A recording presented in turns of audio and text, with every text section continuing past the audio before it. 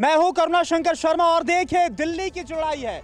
दिल्ली में लोकसभा की जो जंग है अपने फाइनल स्टेज में, फाइनल फेज में पहुंच गई, क्योंकि महज अब 3 दिन के बाद दिल्ली में 7 सीटों पर मतदान भी होने वाला है। और इसके पहले कैसा जोश है, जरा बताइए आप सभी में कैसा जोश है? बहुत जोश है। और दिल्ली में 25 तारीख को पूरी दिल्ली एक तरफा भारतीय जनता और मैं आपको बता दूं, ये चांदनी चौक लोकसभा सीट है। आज हम केशवपुरम इलाके में मैं शुरुआत करना चाहूंगा। मैं सबसे पहले आपके पास आ रहा हूं, बताइए इस बार तो मुद्दे बहुत बन रहे हैं, स्वाति मालीवाल से लेकर अरविंद केजरीवाल के जेल जाने से लेकर बहुत सारे मुद्दे हैं, लेकिन आप बताइए दिल्ली की जनता किन मुद्दों पर इस बार वोट देने वाली है? बेरोजगारी सबसे बड़ा मुद्दा है, महिला सशक्तिकरण का मुद्दा है, क्योंकि इस बार बेरोजगारी जिस हिसाब से आप देख रहे हैं कि बेरोजगारी इतनी बढ़ गई है देश के अंदर। और जैसा कि हमारे कौन है इसके लिए जिम्मेदार? बीजेपी जिम्मेदार है। बीजेपी से रूप से बीजेपी। ऐसा क्यों लग रहा है आपको? ऐसा इसलिए कि ये जो बढ़ता जा रहा है, जो बेरोजगारी बढ़ती जा रही है, बीजेपी की देन है। हाँ। और बहुत एक निराशाजनक विषय है, क्योंकि हमारे जो युवा साथी हैं वो बड़े ही निराश हो चुके हैं, हताश हो चुके हैं, और वो ये चाहते हैं कि इस बार हमें चेंज करना है। लेकिन इस बार तो भाई दिल्ली में महिला सुरक्षा का मुद्दा बहुत बड़ा बनता हुआ नजर आ रहा है। स्वाति मालीवाल के साथ मार पिटाई का मामला है। बीजेपी बोल रही है कि भाई अरविंद केजरीवाल की कथनी और करने में बड़ा फर्क है। ये जुमलों की सरकार है। किसकी सरकार है? जुमलों की सरकार है। जुमलों के अलावा इनके पास और कुछ नहीं है देने। ऐसा क्यों बोल रहे हैं आप? आप हिंदुस्तान की जनता को देख लो, जो 400 का सिलेंडर हमारे कांग्रेस के राज में था, अब आ रहा हूं आपके पास। हाँ। अब वही सिलेंडर जो है हमें 1100 रुपए का मिल रहा है। महंगाई इस कदर बढ़ चुकी है, बेरोजगारी इस कदर बढ़ चुकी है। ठीक है, महंगाई बेरोजगारी, लेकिन आप क्या बोल रहे थे? तभी तो सीएम हाउस में सीएम के पीए के द्वारा एक महिला का शोषण किया जाता है, महिला के को मारा जाता है, बुरी तरह पीटा जाता है। और ये विश्वास है स्वाति मालीवाल के आरोपों पर? विश्वास है, बिल्कुल विश्वास है। कोई महिला अपने लिए कैसे कहेगी उसका मेडिकल हुआ है, उसके नील आए हुए हैं। बीजेपी बोल रही नहीं, आम आदमी पार्टी बोल रही भाई बीजेपी की साजिश है। अब आम आदमी पार्टी ने तो शुरू से झूठ बोला है, झूठ के ऊपर उनकी पूरी सरकार चल रही है। क्या बोल रहे हैं? मणिपुर के बराबर इस देश के अंदर अत्याचारों का मणिपुर के अंदर अत्याचार सबसे ज्यादा हुआ। नग्न महिला को घुमाया गया, डबल इंजन की सरकार थी वहाँ। एक लेकिन जो स्वाति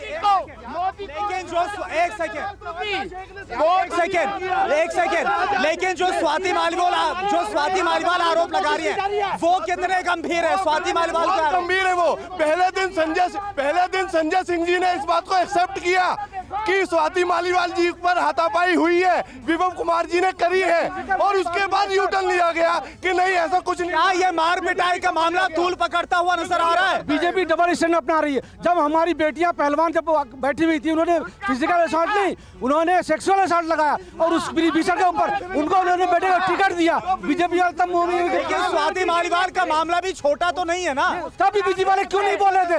ऊपर क्यों नहीं बोले ये लोग? तब ये लोग चुप बैठे हुए थे। और आज साथी क्या बोल रहे हैं? स्वाति मालीवाल के साथ जो हुआ उसे जायज ठहराते हैं क्या? उसे मानते हैं सही जायज ठहराते हैं? उसकी जांच चल रही है, उसकी सारी चीजें हो रही है। पूरा शराब घोटाला किया, पूरे उनके पूरा का पूरा मंत्रिमंडल जेल के अंदर है, झूठ बोल के। आज जिस कांग्रेस को जेल में डालना था उसके साथ गलबैया कर रहे हैं, उसके साथ मिलकर चुनाव प्रचार कर रहे हैं। अच्छा एक बात बताइए, एक बात बताइए, स्वाति मालीवाल के साथ मार पिटाई का मामला चुनाव से बस कुछ दिन पहले आया, 3 दिन के बाद वोटिंग होने वाली, क्या इसका फर्क पड़ेगा? मेरा सवाल, क्या इस मामले का फर्क पड़ेगा? आप यहाँ पर स्वाति मालीवाल का पोस्टमार्टम करने आए हो? मेरा सवाल है, ये मुद्दा, मेरी बात सुनिए, के बारे में पूछना है। मैं सभी मुद्दों पर बात कर रहा हूँ इस वक्त। मेरी बात सुनिए ना, आप क्या पूछना आए हो? इस वक्त ये मुद्दा यहाँ नहीं, सिर्फ दिल्ली नहीं, देश की सियासत में गर्मा है, इसलिए तो सवाल बनता है ना। तभी तो मैं सवाल, मणिपुर का मुद्दा कहाँ गया? मणिपुर का मुद्दा कहाँ गया? जो बीजेपी की सरकार में जो नग्न महिला घुमाई गई, उसका मुद्दा कहाँ गया? बोल रहे आप क्या? स्वाति मालीवाल के आगे प्रेस वालों की तो बड़ी भीड़ लग जाती है। मणिपुर वालों की, जहाँ डबल इंजन की सरकार थी, वो महिलाओं को नग्न घुमाया गया। और मणिपुर की मां नहीं निकली, प्रधानमंत्री से मां नहीं निकली, एक बार देखने तक नहीं गया। ये बताइए, एक बार पूरा देश। आप क्या बोल रहे हैं? फिर और मुद्दों पर ही बात करूंगा। आप मालीवाल एक राज्यसभा सांसद है, एक बहुत बड़ा ओहदा रखती है, ऐसा कोई लोकल पर्सन नहीं है कि आप उसके ऊपर हाथापाई करेंगे, उनके कपड़े फाड़ेंगे, ऐसा नहीं चल सकता। अच्छा, अब आम आदमी पार्टी बोल रही है जानबूझकर ये मामला उछाला जा रहा है और इस पूरे मामले में पूरा बीजेपी की साजिश, इस बात पर विश्वास है आपको? ये सब झूठ बोलते हैं, इनका काम है, इनका काम ही झूठ बोलना है। कौन झूठ बोल रहा है? आप पार्टी वाले सब झूठ बोल रहे हैं। आज आप ये सोचिए एक एक क्या कर रहे हो आप? मेरा कहने का मतलब ये है कि आज मोदी की सरकार रहेगी, तीसरी बार मोदी की सरकार आएगी। अच्छा एक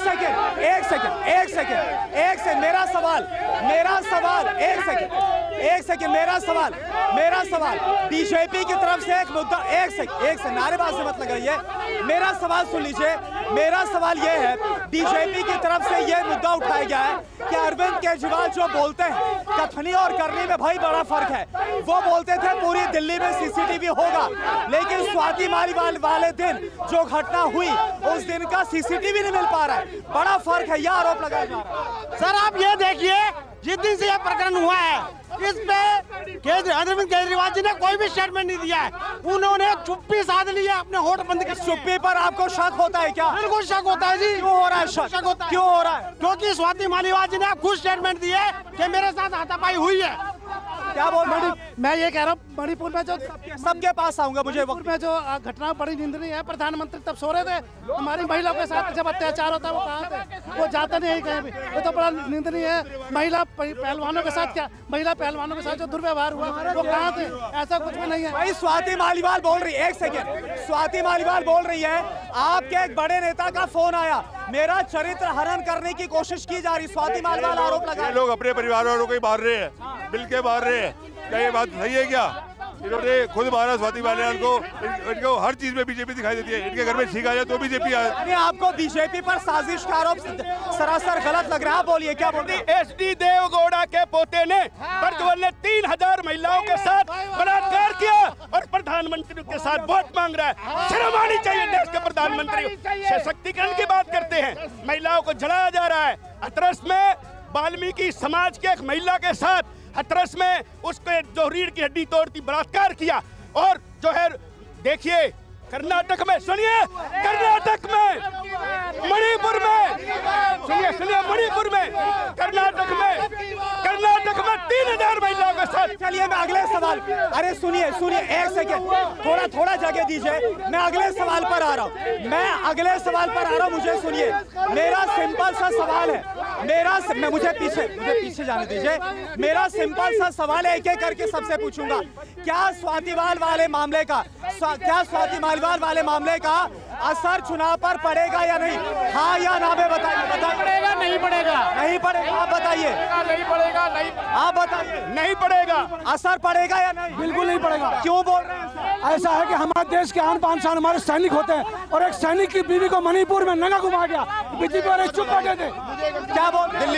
दिल्ली की जो बात कर रहे हैं, दिल्ली के अंदर जिस केजरीवाल ने झूठ के ऊपर शासन किया, जिसने कहा कि मैं भ्रष्टाचार को खत्म करूंगा, वो आज भ्रष्टाचार के अंदर खुद लिप्त जेल के अंदर बंद है। उसका पूरा मंत्रिमंडल। अरविंद केजरीवाल झूठ बोलते हैं, झूठ के ऊपर उसकी राजनीति शुरू हुई।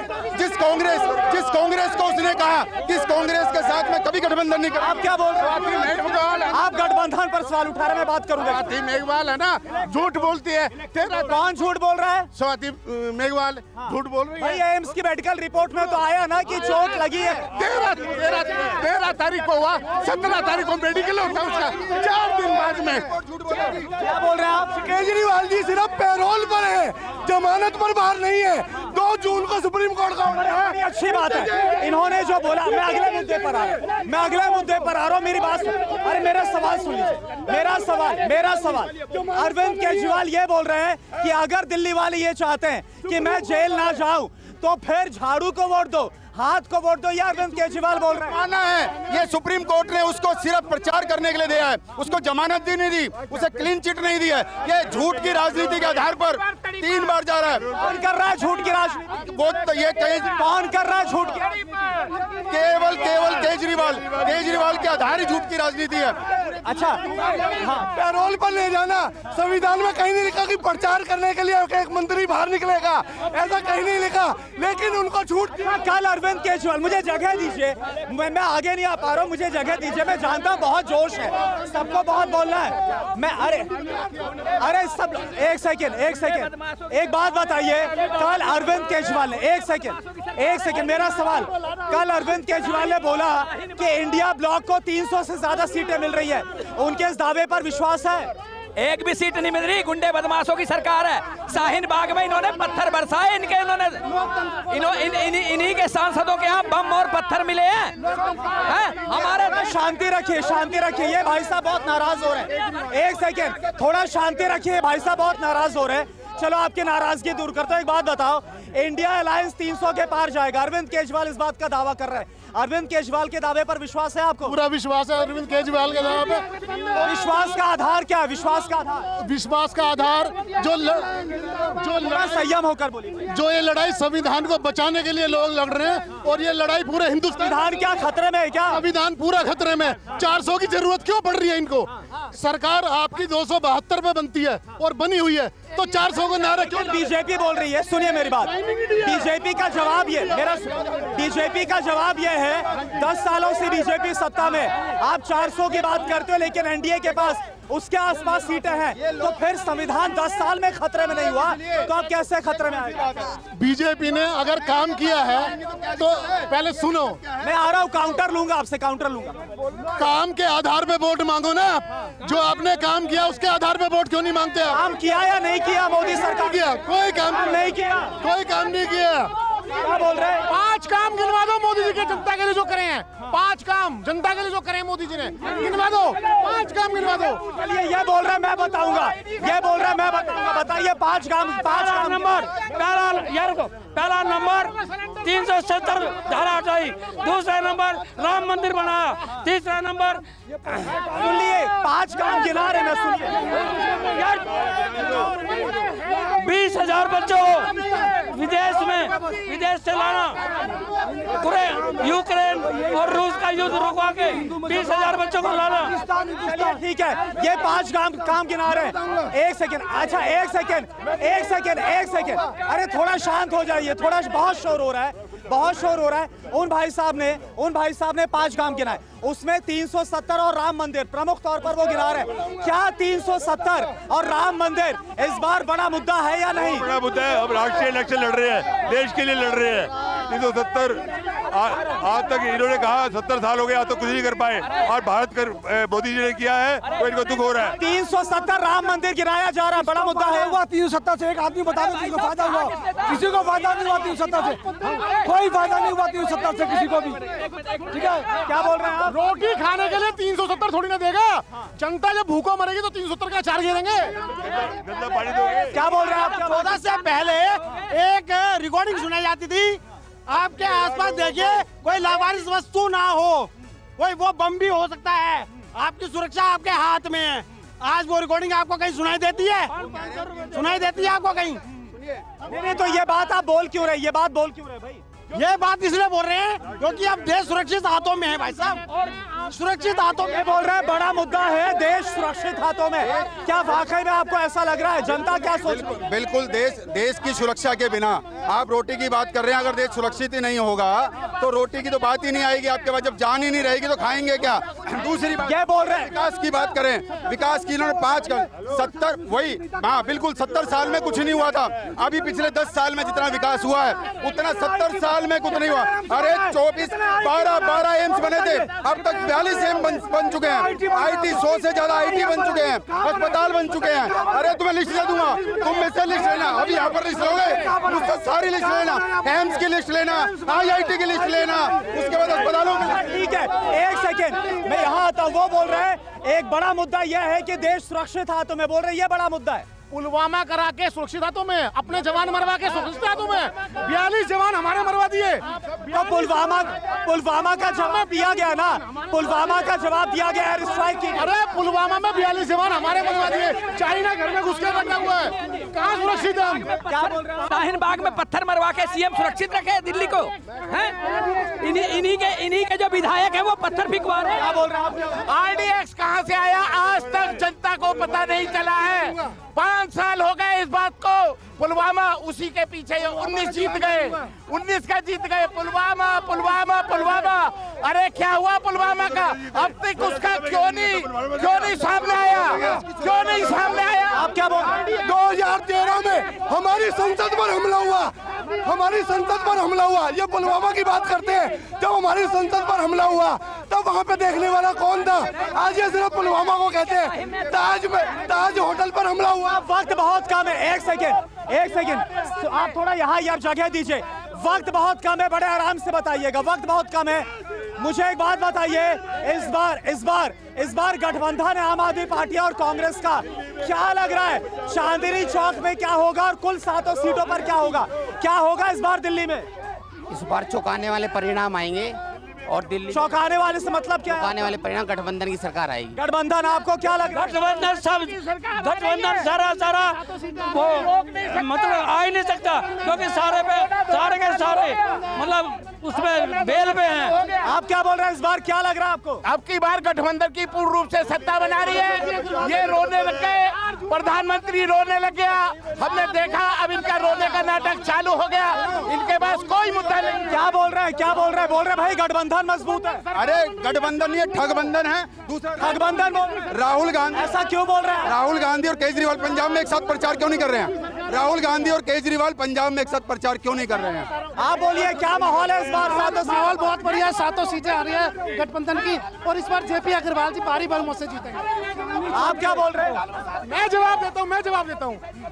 1 मिनट, जब राज्य का बंगाल में चुनाव हुआ तो ओ दीदी आज 5 बार फोन कर रहे हैं मोदी जी, आज 5 बार फोन कर रहे हैं मोदी जी। ममता बहन जी, बीजू पटनायक जी, रेड्डी जी। जब रेड्डी को, सौरभ रेड्डी को उठा के जेल में डाल दिया, आज फोन कर सबके पास जाना है, सबके पास। जल्दी बताइए क्या लग रहा है 7 सीटों पर? 7 सीट पे भारतीय जनता और चांदनी चौक का क्या लग रहा है? भारतीय जनता पार्टी 2 लाख वोटों से जीतेगी, 2 लाख। क्या लग रहा है? जेपी अग्रवाल जीतेंगे।